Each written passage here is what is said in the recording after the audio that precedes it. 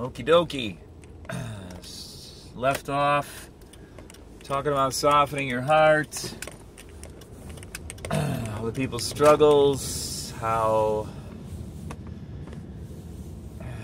a footpath is formed by your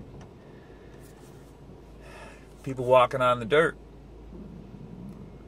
compacting the soil, and that's exactly how a person's heart becomes hardened. They feel like they get hurt, they don't want it to happen again, and so it gets hard. They're betrayed, they're abused, they're belittled. All these people are manipulated, so they have trust issues, so they don't want it to happen again, so they develop all these coping mechanisms, and ultimately what ends up happening is they start to focus on strategies to get what they want, so that they don't get hurt anymore, so that they can be comfortable in the world. So avoiding being hurt and moving towards comfort. And strategies to do that. I guess that's what this one, strategies to overcome our limitations. But people end up, because of those limitations, you can't fully, the world will never really conform to your wishes, the outcomes that you want. But people try. Everyone tries. And I'm kind of babbling here, trying to get to my point. It's about trusting your own wisdom versus God's wisdom. What I talked about in the one video about, your limitations don't allow you to see what is really good, what is truly good. Jesus said, only God is good. And that gets back to the teaching, what I believe is the true meaning of, the Adam and Eve, original sin. Why God told them not to eat from the tree of the fruit of knowledge of good and evil. This is kind of a weird, convoluted name. The tree, the fruit of the tree of knowledge of good and evil. Either way, is because people can't really know what's good and evil. Eating from that tree makes you think that you know what is good and evil, what is best, and how the world should run, and what should be happening, and how situations should turn out. But because of your limitations, and because of our just frailty as human beings, we always end up kind of thinking that things should turn out the way we want them to turn out. What is good, what people think is good, is usually what is in their best interest, and that's not what is good for everyone. And I feel like the Bible overall is just a series of stories of people who think that they know what is good. They try to implement it. They're moving the pieces. They're trying to get their outcome, and God lets them know, no, you don't know what is best. And eventually the lesson they learn is, yes, you're right, I don't know what is best. God knows what is best. And then they let God gets his way no matter what. This one's more rambly, this video, but hopefully I'm getting there. So the lesson I feel like from Adam and Eve is Also, the relationship between a parent and child.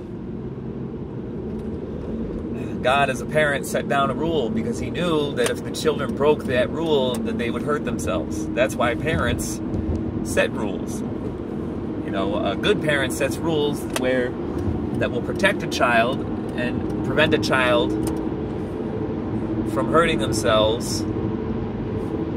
Children need rules because of their limitations. Because they're children, they don't know better, they don't have experience, or they even the capacity to understand necessarily the consequences of their actions. That's why a little child will just hit another child, or throw a toy, or stick a fork in a socket, or put their hand on a hot stove. They don't know any better, so they need rules and guidance to prevent them to protect them from themselves. And that rule, I believe, in the Garden of Eden, don't eat from that fruit because you will end up hurting yourself and hurting others, hurting the ones you care about, was for man's best interest. God, as a loving parent, set that rule. Because people cannot know, because of our limitations, we can't read minds, we don't know what's going to happen, we don't know the future, we don't know all of the consequences of our actions, just like a child, who puts their hand on the stove. They didn't know that was going to burn them, that I was going to feel that way. They ate the fruit anyways because of,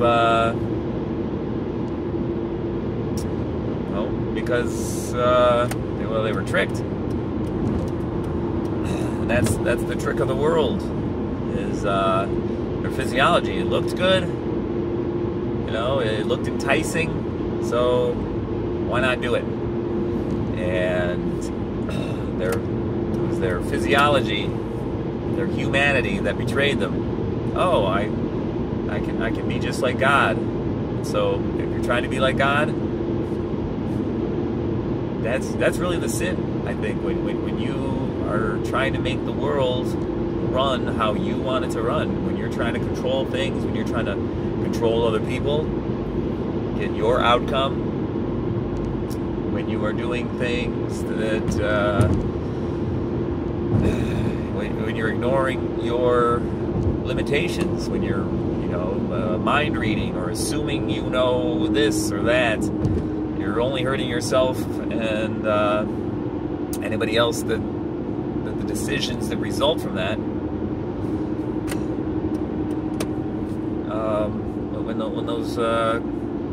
When those happen. So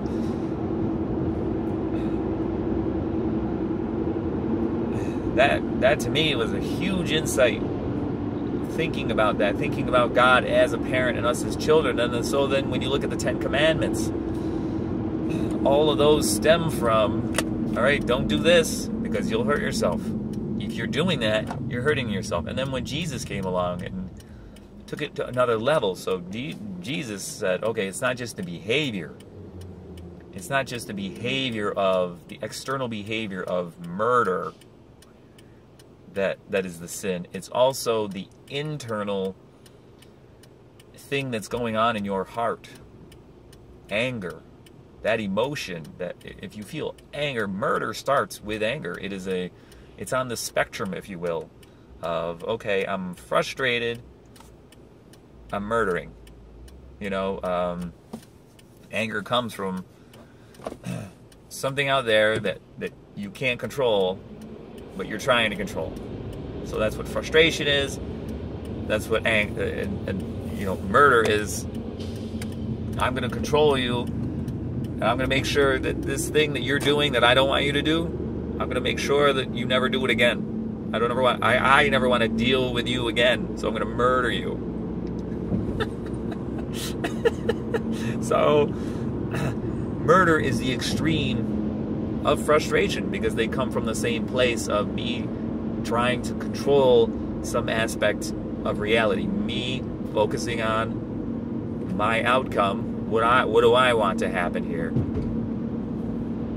Either I want something to happen that's not happening, so I'm frustrated, like,